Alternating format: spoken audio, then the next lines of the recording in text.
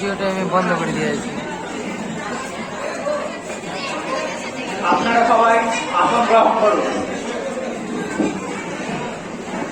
আজ 13 সেপ্টেম্বর 2022 মঙ্গলবার বিধানসভার বাদল অধিবেশন শুরু হচ্ছে। সভার সুষ্ঠুভাবে কাজ পরিচালনা করতে আপনাদের সহযোগিতা আশা করি। মাননীয় অধ্যক্ষের অনুমতিক্রমে ঘোষণা করছি যে আজকের কার্য তালিকার প্রথম বিষয় হল শপথ গ্রহণ অনুষ্ঠান। বিধানসভার উপনির্বাচনে বাড়িগঞ্জ বিধানসভা কেন্দ্র থেকে তৈরি হয়েছেন শ্রীমতী মুন্নিমার। তাতে তার নির্বাচিত হওয়ার প্রমাণপত্র দেখিয়ে শপথ গ্রহণ করতে অনুরোধ করছি।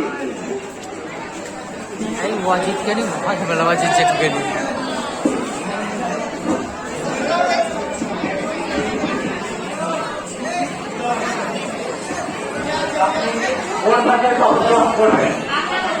ঠিক আছে, এবার আমি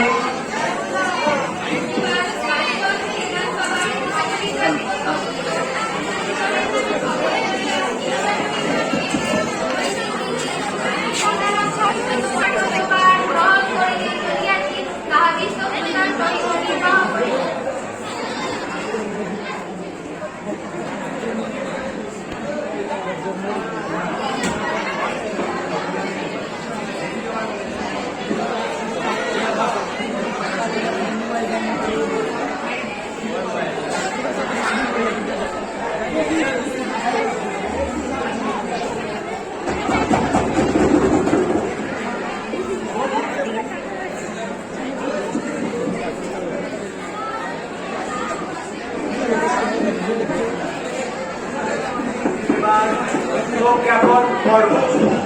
অধিবেশনের শুরুতেই দুঃখজনক ঘটনা আমাদের স্মরণ করতে হবে। আমরা গত অধিবেশন থেকে এই অধিবেশনের মধ্যে আমরা হারিয়েছি আমাদের প্রিয় শিল্পী শ্রীমতী অমরা মিত্রকে। মৃত্যুকালে তার বয়স হয়েছিল 83 বছর। তার পিতা মণিমোহন মিত্র, মাতা ভবানী দেবী। তিনি বাংলা ওড়িশি চলচ্চিত্র জগতে এক উজ্জ্বল নক্ষত্র ছিলেন। তিনি শুধুমাত্র গান গেয়েছেন তা নয়, তিনি বাংলার গানের জগতে এক উজ্জ্বল নক্ষত্র। তার মৃত্যুতে বাংলার সঙ্গীত জগতে শোকে ছায়া নেমে এসেছে। এ ব্যাপারে মাননীয় মুখ্যমন্ত্রীকে কিছু বলার জন্য অনুরোধ করছি।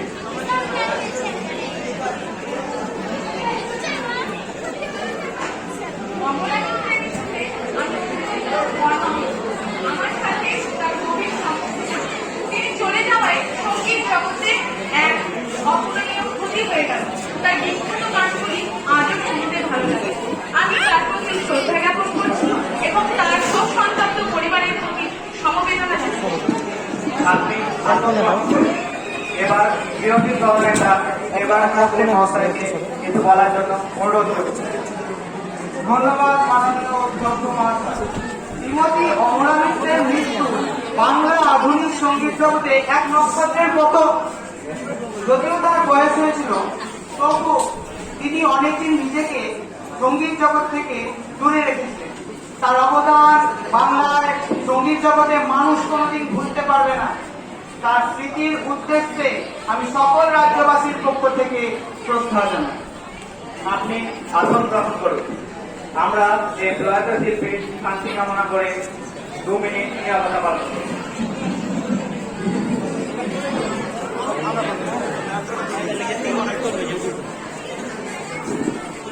জায়গা আছে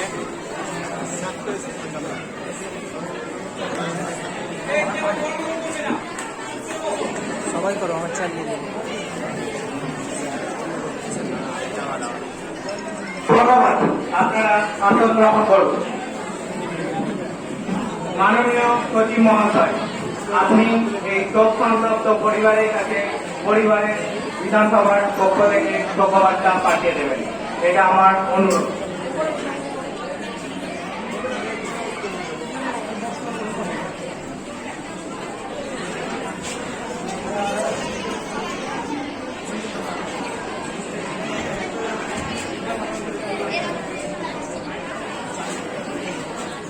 মাননীয় সদস্যগণ, আজকের তালিকায় প্রথমে আপনাদের অনুমতি নিয়ে প্রশ্নোত্তর পর্ব শুরু করছি।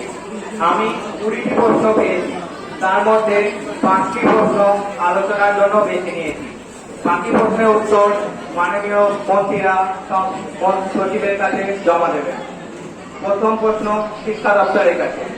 তারকাচিহ্নিত প্রশ্ন নম্বর 3, প্রশ্নকারী সদস্য দেবাঞ্জন রায়। বিষয় উচ্চশ্রী হেতু গ্রামাঞ্চলের শিক্ষাঙ্গনে উদ্ভূত পরিস্থিতি থেকে পরিত্রাণের পরিকল্পনা। ধন্যবাদ। শিক্ষা হলো জাতিগতের মূল। সেই মূল শিক্ষা সমাজকে অর্থনৈতিক উন্নয়নে দীর্ঘদিন যাবৎ এসেছি।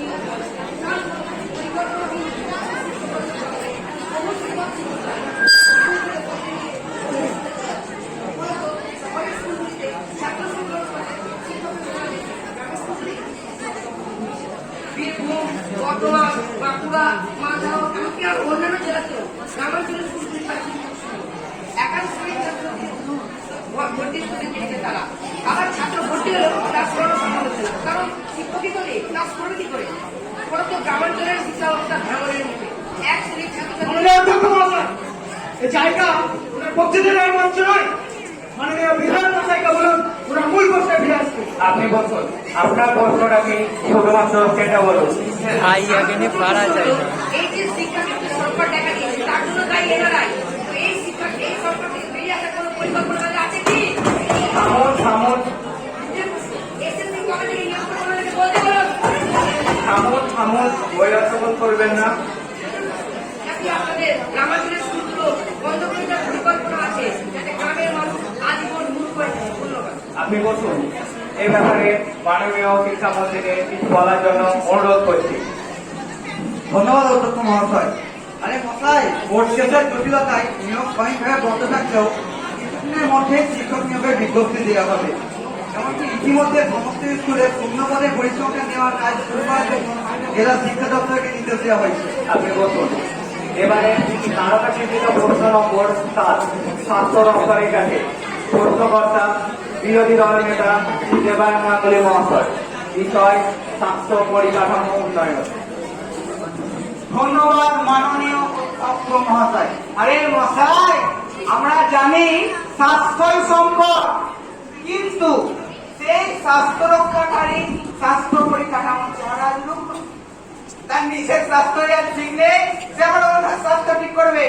এই সরকার বলেছিল প্রত্যেক জেলায় একটি করে সুপার স্পেশালিটি হসপিটাল তৈরি করবে। তার কি হলো? থামুন থামুন জেলার হসপিটালগুলিতে কবে বেড সংখ্যা বাড়ানো হবে? রোগীরা মারা যাওয়ার পর তারা প্রত্যেকে গরু ছাগলের মতো মেঝেতে পড়ে কাতরাচ্ছে। একটা টেস্ট করতে 7 থেকে 15 দিন সময় লেগে যাচ্ছে। কোন কোন হসপিটালে তো আর চিত্র, প্রশিক্ষিত টেকনিশিয়ান নেই, যন্ত্র যদিও বা থাকে। আর গ্রামীণ হাসপাতালগুলো ডাক্তারের অভাবে ভুগছে। বলুন, কবে ভাববে না কবে প্রশিক্ষিত টেকনিশিয়ান, প্রশিক্ষিত ডাক্তার এবং সুপার স্পেশালিটি হসপিটাল তৈরি করা হবে আমাদের রাজ্যে?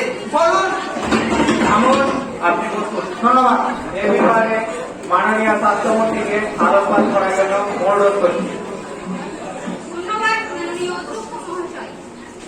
মাননীয় বিরোধী দলনেতার উদ্দেশ্যে বলতে চাই, শুধু বিরোধিতা বলে বিরোধিতা। আমরা প্রায় সব জেলাতেই একটি করে সুপার স্পেশালিটি হসপিটাল তৈরি করেছি। এই তো বর্ধমান, বীরভূম, বাঁকুড়াতে সুপার স্পেশালিটি হসপিটাল তৈরি করেছি।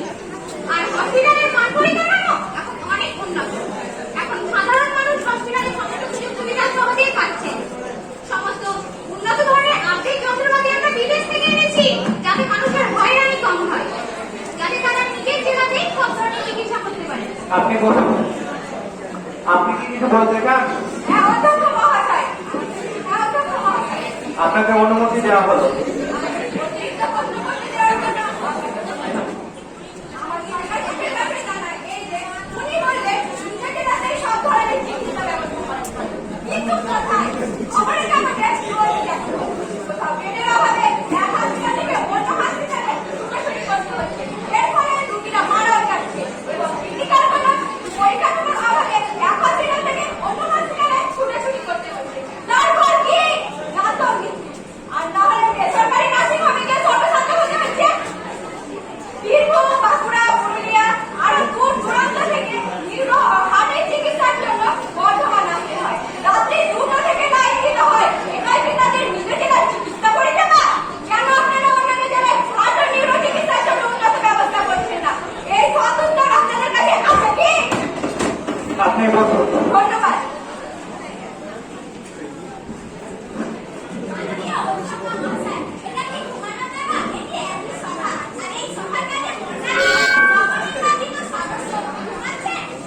আপনি বসুন। মাননীয় সদস্য মুটিমালকে সভাপতি মনোনিবেশ করতে অনুরোধ করছি। ক্ষমা করবেন অধ্যক্ষ মহোদয়। মাননীয় স্বাস্থ্যমন্ত্রীকে এ ব্যাপারে কিছু বলার জন্য অনুরোধ করছি। অধ্যক্ষ মহাশয়ের অনুমতিক্রমে বিরোধী পক্ষের বিধায়িকার অবগতির জন্য জানাই, এই কথাগুলি আজ থেকে প্রায় 2 বছর আগে প্রযোজ্য ছিল। এখন যাতে কোনো হসপিটালে রোগীকে ফিরিয়ে দিতে না হয়, তার জন্য কঠোর নোটিশ জারি করা হয়েছে। এমনকি কোনো নার্সিং হোমে আপৎকালীন অবস্থায় কোনো রোগীকে যদি ফিরিয়ে দেয়, তাহলে তার লাইসেন্স বাতিল করা হবে। জেলার প্রতিটি হাসপাতালে শুধু হার্ট কেন, বিভিন্ন দুরারোগ্য ব্যাধি যাতে দ্রুত চিকিৎসা হয়, তার জন্য উপযুক্ত ব্যবস্থা গ্রহণ করা হয়েছে। যার মাধ্যমে এখনো কাজ চলছে। পরিমাণের সাথে সাথে মন্ত্রীভাবে অসহায় না করে তার জন্য স্বাস্থ্যসাথী প্রকল্প চালু করা হয়েছে। কারণ যার মাধ্যমে শুধু পশ্চিমবঙ্গ নয়, চেন্নাই, ব্যাঙ্গালোর, ভেলোরে যথাযথ চিকিৎসার ব্যবস্থা করা হয়েছে। স্যার আমারটাতে আসলে কি ওখানে মাথা দাও? অনলাইনে সমস্ত বেডের সংখ্যা বাড়িতে বসেই জানার ব্যবস্থা করা হয়েছে। আপনি বসুন। এবারে তারকা চিহ্নিত প্রশ্ন নম্বর 9 শিশু কল্যাণ ও নারী দপ্তরের কাছে প্রশ্ন করছেন রেশম আফরোজ। ধন্যবাদ অধ্যক্ষ মহাশয়। সরকার পক্ষের কাছে আমার প্রশ্ন, আপনারা নারী কল্যাণের জন্য কি ভূমিকা নিচ্ছেন? আপনাদের কন্যাশ্রী প্রকল্প যথাযথ রূপায়ণ হচ্ছে কি? এখনো প্রায় শোনা যায় 18 বছরের আগে মেয়েদের বিয়ে হয়ে যাচ্ছে। এখনো সেই বধূ নির্যাতন, পুড়িয়ে হত্যার খবর খবরের কাগজে পাতায় পাতায় ছাপানো হচ্ছে। কি ব্যবস্থা নিচ্ছেন আপনারা? যে রাজ্যের মুখ্যমন্ত্রী একটা নারী, সেই রাজ্যে নারী সুরক্ষা কোথায়? শিশু শ্রম দিনের পর দিন বেড়েই চলেছে। তাতে হয়তো পশ্চিমবঙ্গ ভারতবর্ষের প্রথম স্থান লাভ করবে। কি পদক্ষেপ নিচ্ছেন আপনারা? আপনি বসুন। সংশ্লিষ্ট মন্ত্রীকে উত্তর দেওয়ার জন্য অনুরোধ করছি। ধন্যবাদ মাননীয় অধ্যক্ষ মহাশয়। নারী ও শিশু কল্যাণ মন্ত্রী না থাকায় এর উত্তর আমি দিচ্ছি। আমাদের সরকার নারীদের অর্থাৎ মায়েদের উচ্চ স্থানে রাখে। কন্যাশ্রী প্রকল্প জাতিসংঘের আন্তর্জাতিক অধিদপ্তর এবং ইউনিসেফ দ্বারা আন্তর্জাতিকভাবে স্বীকৃতি পেয়েছে। নাকি শুধুমাত্র বিরোধিতা করার জন্যই বিরোধিতা? আপনারা সহযোগিতাও তো করতে পারেন। সমগ্র পৃথিবী এর জয়গান করছে আর আপনারা উৎসাহ পাচ্ছেন। নারীদের জন্য আমাদের সরকার বিভিন্ন রকমের প্রকল্প গ্রহণ করেছে, যেমন স্বনির্ভর গোষ্ঠী তৈরি করে নারীদেরকে ব্যাংকের মাধ্যমে স্বল্প সুদে ঋণের ব্যবস্থা করা হয়েছে। এছাড়াও জাগো প্রকল্পের মাধ্যমে প্রত্যেক স্বনির্ভর গোষ্ঠীকে বছরে 5,000 টাকা করে প্রদান করা হয়। এইটা তো আমাদের রাজ্যের মা বোনেরা যাতে মাথা উঁচু করে বাঁচতে পারেন তার জন্যই। আমাদের রাজ্যের মা বোন দিদিদের যাতে সমাজে তুচ্ছ তাচ্ছিল্য হতে না হয় তার জন্যই। লক্ষ্মীর ভান্ডার, সে তো তাদের মুখে হাসি ফোটানোর জন্যই। আর নির্যাতিতা নারীদের কথা বলছেন, তাদের জন্য রয়েছে মুক্তির আলো প্রকল্প। এগুলি হচ্ছে আপনাদের চোখে পড়ে না? আমাদের সরকার নারীদের সুরক্ষিত রাখার জন্য বদ্ধপরিকর। আর শিশু শ্রমের কথা বলছেন, কোথায় শিশু শ্রম? শিশু শ্রম এখন নেই বললেই চলে। হ্যাঁ, করোনা পরবর্তী পরিস্থিতিতে শিশু শ্রম কিছুটা বাড়লেও কঠোর হাতে শিশু শ্রম বিরোধী আইনের ব্যবস্থা করা হয়েছে। আপনি বসুন। এবারে তারকা চিহ্নিত প্রশ্ন নম্বর 10 শ্রম বিভাগের উচিত প্রশ্ন করছি নূরজাহান বেগম। ধন্যবাদ মাননীয় অধ্যক্ষ মহাশয়। করোনা পরিস্থিতিতে আমাদের মাননীয় মুখ্যমন্ত্রী বলেছিলেন যে আমাদের রাজ্যের যুবক যুবতীদের ভিন্ন রাজ্যে যেতে দেবেন না, আর পরিযায়ী শ্রমিকদের নিজের রাজ্যে রাখার ব্যবস্থা করবে। কিন্তু কোথায় তার সেই প্রতিশ্রুতি? ভিন রাজ্যগামী ট্রেনগুলোর চেহারা দেখলেই বোঝা যায় যে এরা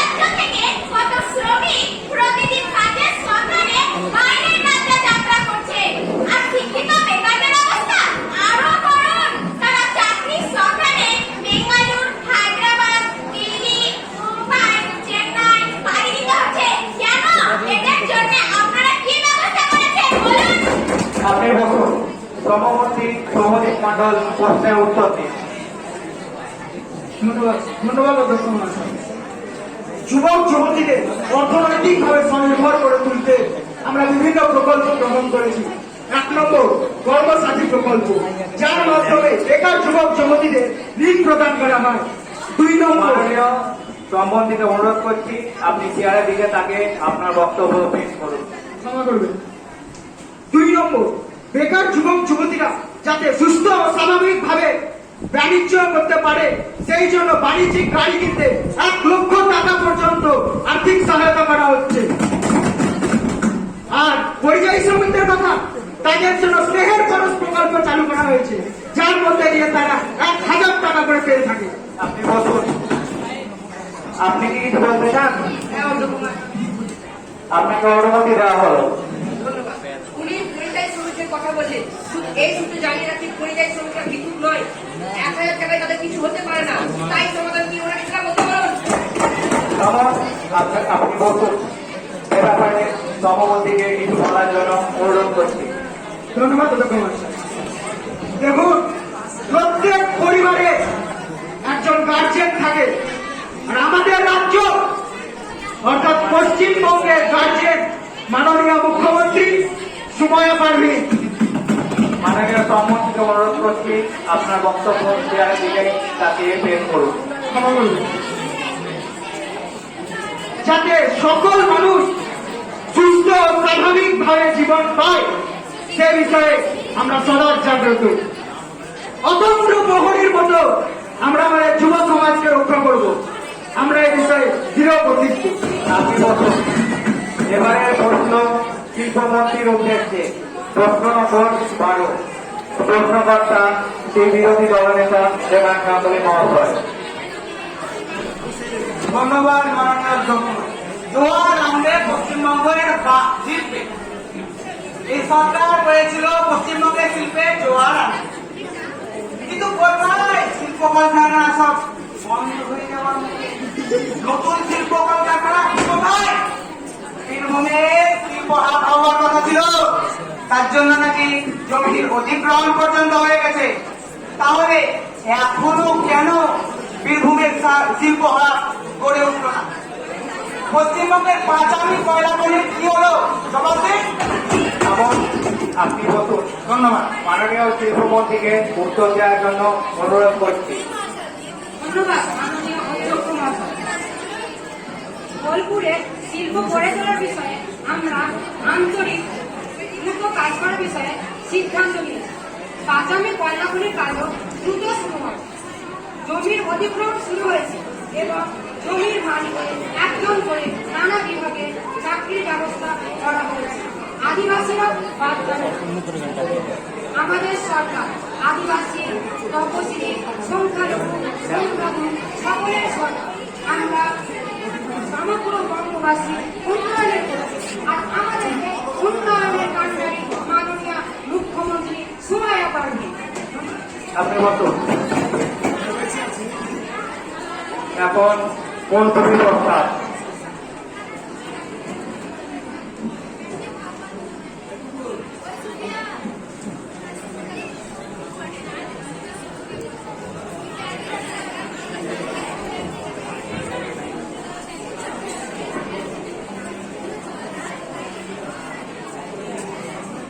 আমি প্রস্তাবের জন্য 3টি প্রস্তাব বেছে নিয়েছি। তার মধ্যে মাননীয় বিরোধী দলনেতা শ্রী দেবান গাঙ্গুলী মহাশয়ের প্রস্তাবটি বেছে নিয়েছি। ধন্যবাদ মাননীয় অধ্যক্ষ মহাশয়। আমি সবার সকলের কাছে মুলতুবি প্রস্তাব উপস্থাপনের জন্য অনুমতি অনুরোধ করি। আপনি বলুন, মাননীয় দেবান গাঙ্গুলী মহাশয়কে প্রস্তাবটি উত্থাপনের অনুমতি দেওয়া হলো। যারা প্রস্তাবের পক্ষে তারা উঠে দাঁড়ান। আপনারা বলুন।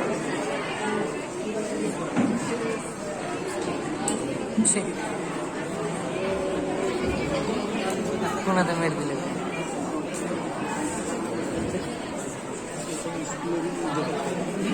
অনুমতি দেওয়া হলো। আপনাদের নির্ধারিত সময় 5 মিনিট।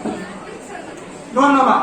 বীরভূম, বর্ধমান, বাঁকুড়া, পুরুলিয়া এবছর বৃষ্টির অভাবে চাষিরা এবছর সেরকম ভাবে চাষ করতে পারেনি। তাই আমার প্রস্তাব এই যে চাষিদের কথা মাথায় রেখে জেলাগুলিকে এবছর খরা ঘোষণা করা হোক, কৃষি ঋণ মুকুব করা হোক, বিকল্প চাষে অনুদান দেওয়া হোক। এই বিষয়ে আপনারা বিবেচনা করুন। আপনি কি কিছু বলতে চান? অবশ্যই আপনি বলুন। আমাদের মূল ভিত্তি বৃষ্টি না হওয়ার ফলে এবছর ঠিক মতন চাষ হয়, চাষিরা ঋণ নিয়ে চাষাবাদ করছে। এভাবে স্বাভাবিক চাষ না হওয়ার ফলে চাষিদের মাথায় চাপ। এ বিষয়ে বেশ কয়েকজন কৃষক আত্মহত্যাও করেছে। এ বিষয়ে প্রস্তাবিত বিষয়গুলি আলোচনা করা হোক। আপনি বলুন। এ ব্যাপারে কৃষিমন্ত্রীকে তার মতামত জানাতে অনুরোধ করছি। ধন্যবাদ। এই কথা সঠিক যে এই বছর বৃষ্টির পরিমাণ সত্যিই কম। কিন্তু উনি বলছেন আপনি কিভাবে আত্মহত্যা করেছে কিন্তু বন্ধুমনে করে মহারাষ্ট্রে, পশ্চিমবঙ্গে নয়। আর ঘনাঘটির মতো পরিস্থিতি এখনো তৈরি হয়নি। তাই ওনার প্রস্তাবিত বিষয়গুলি বিবেচনা করে দেখা হবে। আপনি বলুন। মাননীয় বিরোধী দলনেতা শ্রী দেবায়ন গাঙ্গুলী মহাশয়কে জবাবি শাসন দেওয়ার জন্য অনুরোধ করছি। ধন্যবাদ অধ্যক্ষ মহোদয়। চোখ থাকতে অন্ধ নাকি উনি? উনি বলছেন এটি খরা পরিস্থিতি নয়, মাঠে মাঠে বীজ ধান সব মরে গেছে, চাষিরা চাষ করতে পারে। এরপরেও বলবেন যে এটি খরা পরিস্থিতি নয়। আমার প্রস্তাব চাষিদের কথা মাথায় রেখে প্রস্তাবগুলি বিবেচনা করা হচ্ছে। আপনি বসুন। আপনারা বক্তব্য শুনলেন। যারা প্রস্তাবের পক্ষে তারা হ্যাঁ বলুন, আর যারা প্রস্তাবের বিপক্ষে তারা না বলুন।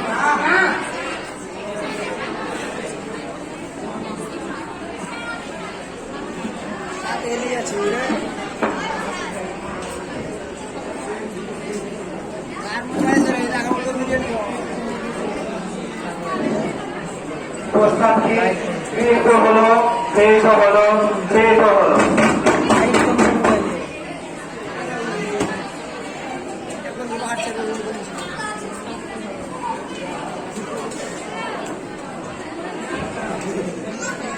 আজকে আমি তিনটি দৃষ্টি আকর্ষণী প্রস্তাব পেয়েছি। এক, বাইগড় গ্রামে বাংলা নদীর ওপর সেতুর বেহাল অবস্থা। দুই, জাতিগ্রাম গ্রামীণ হাসপাতালে বেহাল পরিষেবা বিষয়ে। এবং তিন, রামপুরা শহরে টোটো দৌড়াচ্ছে যানজট সংক্রান্ত মাননীয় বিরোধী দলনেতা শ্রী দেবায়ন গাঙ্গুলী মহাশয়ের নোটিশ। আমি তার মধ্যে মাননীয় বিরোধী দলনেতা শ্রী দেবায়ন গাঙ্গুলী মহাশয়ের নোটিশ রামপুরা শহরে টোটো দৌড়াচ্ছে যানজট সংক্রান্ত বিষয়টি বেছে নিয়েছি।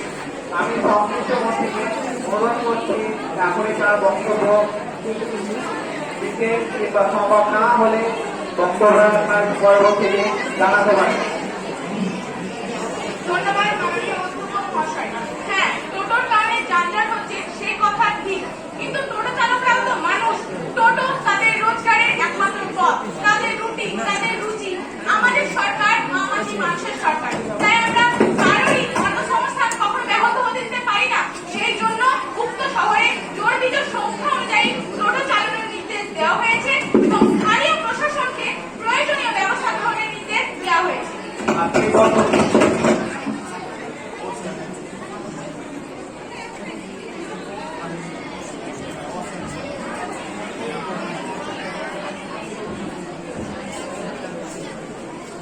এবার উল্লেখ করব, আপনাদের যদি এই পর্বে কারো কিছু বলার থাকে তার জন্য অনুমতি দেওয়া হলো।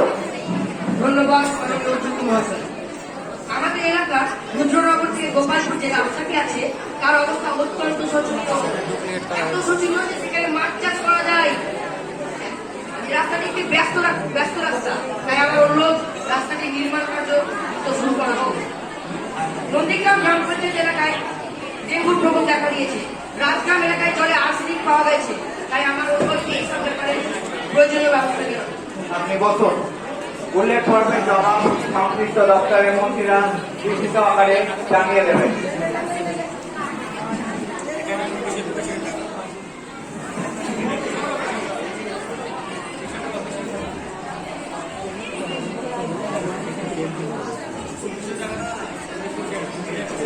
এখন প্রিয় আওয়াজ। আপনি কি কিছু বলতে চান? হ্যাঁ, অধ্যক্ষ মহাশয়, আমি কিছু বলতে চাই। আপনাকে অনুমতি দেওয়া হলো। মাননীয় অধ্যক্ষ মহাশয়, আমি আপনার মাধ্যমে একটি গুরুত্বপূর্ণ বিষয়ে মন্ত্রী পরিষদের দৃষ্টি আকর্ষণ করতে চাই। আপনারা অবগত আছেন, গতদিনে 34 নম্বর জাতীয় সড়কে এক ভয়াবহ দুর্ঘটনা ঘটে গেছে। একটি ট্রাক ও একটি বাসের মুখোমুখি সংঘর্ষের ফলে বাসের প্রায় 15 জন যাত্রী এবং ট্রাকের ড্রাইভার ও খালাসির মৃত্যু ঘটেছে। এর ফলে মৃত ব্যক্তিগুলি অসহায় হয়ে পড়েছে। এ বিষয়ে আপনাদের মতামত কি? আপনি বলুন। এ ব্যাপারে মাননীয় মুখ্যমন্ত্রীকে তার মতামত জানাতে অনুরোধ করছি। ধন্যবাদ মাননীয় অধ্যক্ষ মহাশয়। এই দুর্ঘটনা অত্যন্ত মর্মান্তিক। এই জন্য আমি মৃতের পরিবারগুলির প্রতি সমবেদনা জানাচ্ছি। প্রত্যেক মৃতের পরিবারকে এককালীন 5 লক্ষ টাকা এবং আহতের পরিবারকে এককালীন 2 লক্ষ টাকা অনুদান দেওয়া হয়।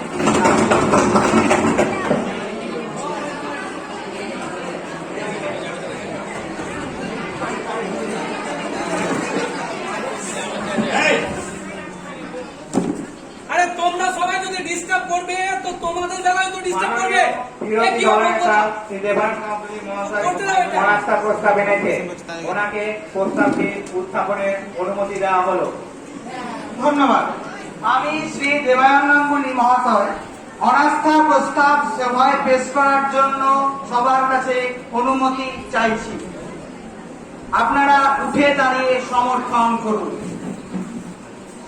আপনারা আসন গ্রহণ করুন।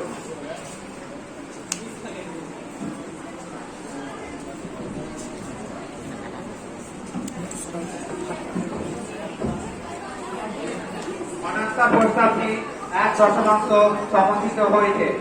আপনি আপনার অনাস্থা প্রস্তাব পেশ করুন। ধন্যবাদ।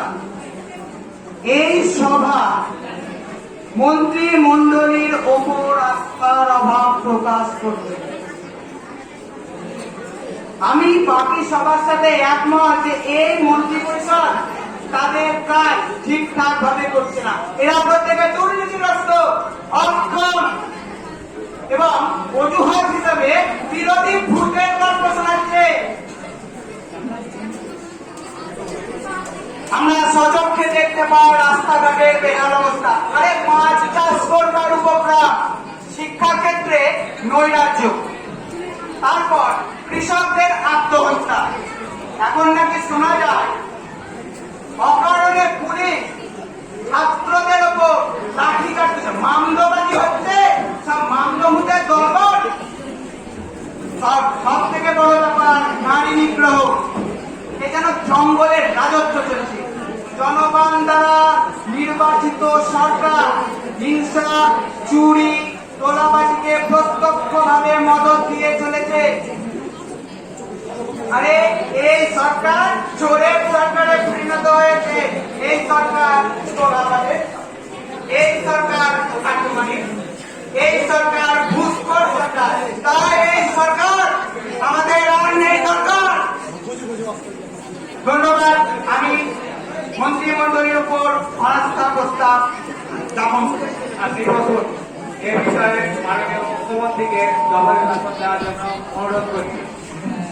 ধন্যবাদ মাননীয় অধ্যক্ষ মহাশয়। মাননীয় অধ্যক্ষ মহাশয়, উনি যা বললেন সব ভুল। এ সরকার দায়িত্বশীল সরকার, কেউই দুর্নীতিগ্রস্ত নয়। একটা চক্রান্ত চলছে। মিথ্যা অজুহাতে বেশ কয়েকজনকে হেনস্থা করা হয়েছে। শিক্ষা, স্বাস্থ্য, যোগাযোগ ব্যবস্থা আজ অনেক উন্নত। নারীরা এই রাজ্যে নিরাপদ। রাতের অন্ধকারে আমাদের রাজ্যের মা বোনেরা অবাধে বিচরণ করে। কেন্দ্র সরকারের সমীক্ষা অনুযায়ী নারীরা সবচেয়ে সুরক্ষিত কলকাতায়। কৃষক সমাজ, ছাত্র সমাজ আজ মাথা উঁচু করে বেঁচে আছে। আমরা সুষ্ঠুভাবে সরকার পরিচালনা করছি বলেই তো আবার বিপুল সংখ্যাগরিষ্ঠতা নিয়ে আমরা সরকারে এসেছি।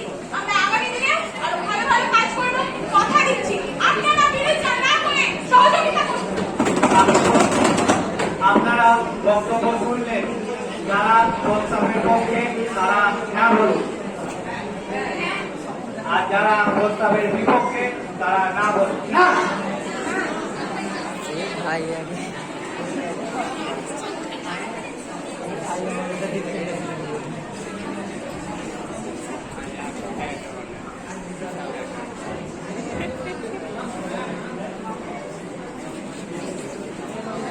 যেহেতু প্রস্তাবে সংখ্যাগরিষ্ঠতা পায়নি, তাই প্রস্তাবটি বাতিল হলো, বাতিল হলো, বাতিল হলো।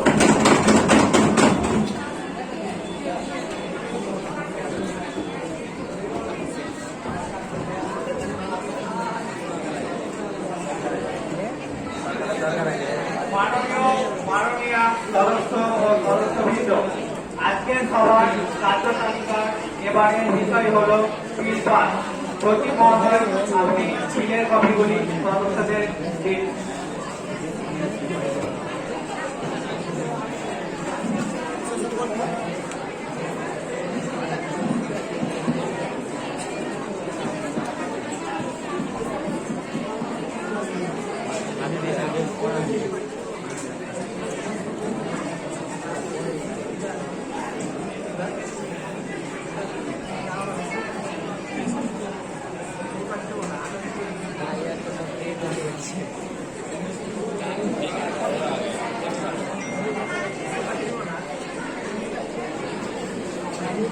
শিক্ষামন্ত্রী মহোদয়, সভায় বিল পেশ করার প্রস্তাব উত্থাপন করুন।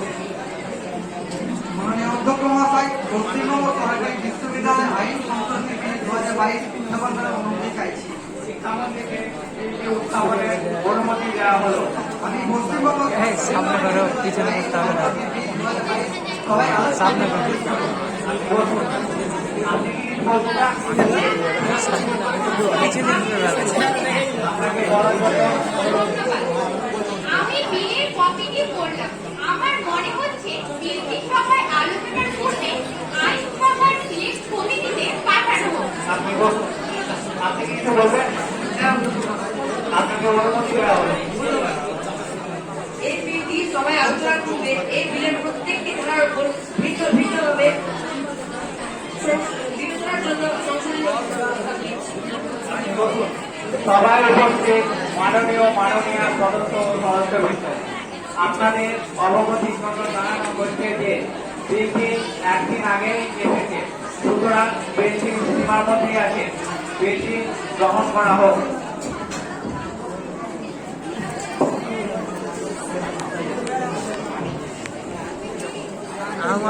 আঙুলে খালো হয়ে গেল। বিলের উপর সামগ্রিক আলোচনার জন্য শিক্ষামন্ত্রীকে অনুমতি দিলাম। মাননীয় অধ্যক্ষ মহাশয়, ধন্যবাদ।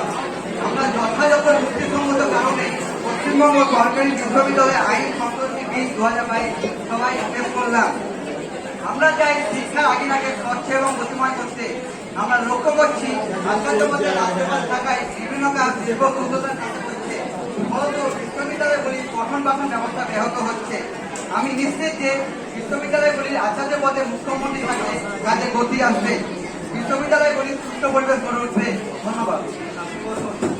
এই যে প্রাসঙ্গিকতা ব্যাখ্যা করলেন, অন্য কারোর কিছু বলা থাকলে তার জন্য অনুমতি দেওয়া হলো। ধন্যবাদ অধ্যক্ষ মহাশয়। মাননীয় মন্ত্রী বললেন এই বিলের ফলে বিশ্ববিদ্যালয়ের কাজে গতিময় করতে লাগবে, কিন্তু এটি সর্বৈব মিথ্যা। আসলে এই বিলের মাধ্যমে ওনারা নিজের আইনি স্বার্থ চরিতার্থ করতে চাইছে, বিশ্ববিদ্যালয়গুলিকে নিজেদের ইচ্ছে মতো ধারণা করতে চাইছে। এই বিল রাজনৈতিক উদ্দেশ্য প্রণীত মাত্র, তাই আমার অনুরোধ এই বিলটি বাতিল করা হোক। আপনি বসুন। শিক্ষামন্ত্রীকে বিরোধী পক্ষের সদস্যের বক্তব্যের প্রত্যুত্তর দিতে আহ্বান করছি। ধন্যবাদ অধ্যক্ষ মহাশয়। বিরোধী পক্ষের বক্তব্য শুনলাম। ওনারা শিক্ষাঙ্গনে কিছুতেই সুস্থ পরিবেশ চান না। বিষয়টি বর্তমান পরিস্থিতিতে খুব প্রাসঙ্গিক। এই বিলটি লাগু হলে বিশ্ববিদ্যালয়গুলি কাজে গতি আসবে। ওনার সবচেয়ে রাজনৈতিক উদ্দেশ্য দেখছেন। ধন্যবাদ। আপনি বসুন। পশ্চিমবঙ্গ সরকারি বিশ্ববিদ্যালয় আইন সংশোধনী বিল 2022 যেভাবে সবাই স্বীকৃত হলো তা গ্রহণ করা হোক। যারা বিলের পক্ষে তারা হ্যাঁ বলুন, আর যারা বিলের বিপক্ষে তারা না বলুন। না,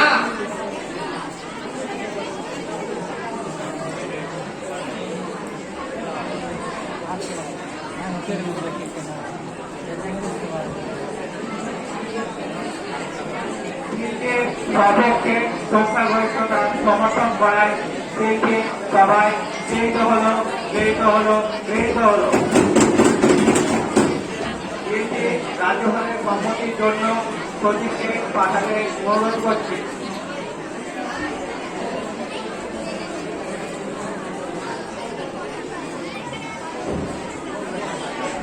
ভালো থাকুন, সুস্থ থাকুন। আজকের মতো বাল অধিবেশন এখানেই শেষ করছি। জনগণ বলবে না তাহলে উঠতাম না।